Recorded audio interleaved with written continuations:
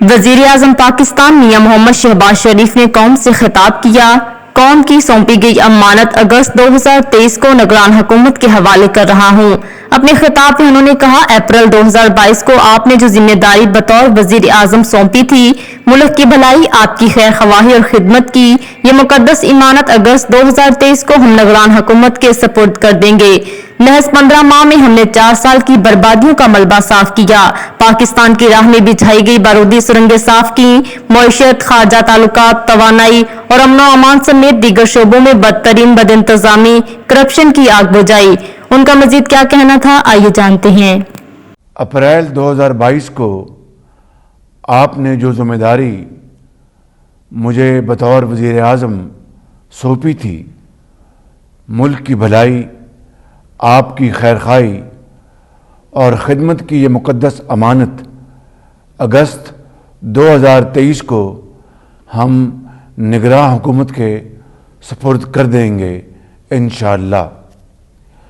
یہ اللہ تعالیٰ کا بے پایاں فضل و کرم ہے کہ محض 15 ماہ میں ہم نے 4 سال کی بربادیوں کا حت المقدور ملبہ صاف کیا، پاکستان کے مفادات کی راہ میں بچھائی گئی بارودی سرنگیں صاف کیں، معیشت، خارجہ تعلقات، توانائی، امن و امان سمیت دیگر شعبوں میں بدترین بد انتظامی، کرپشن، نالائکی اور سازشوں کی لگی آگ بجھائی۔ 1.25 سال کا یہ مختصر عرصہ نا امیدی کے اندھیروں سے امید کی روشنی کی طرف ایک پرعزم سفر تھا۔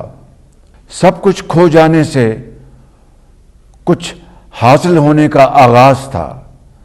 تخریب، انتشار اور فساد کے راستے سے تعمیر کی طرف پلٹنے کا سفر تھا۔ معاشی تباہی سے نکل کر معاشی استحکام کی طرف لوٹ آنے کا سفر تھا۔ تنہائی سے نکل کر وفا اور بااعتماد دوستوں اور بھائیوں کی محفل میں واپسی کا سفر تھا۔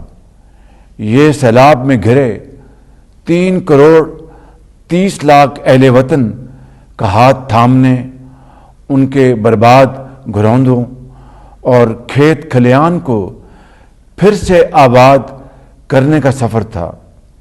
بے روزگاری سے دوبارہ روزگار کی فراہمی، مہنگائی کے ستائے ہوئے عوام کو کچھ ریلیف فراہم کرنے کا سفر تھا۔ یہ انسانی عظمت، وقار، قومی خود مختاری، میڈیا، اظہار رائے اور شہری آزادیوں کی بحالی کا سفر تھا۔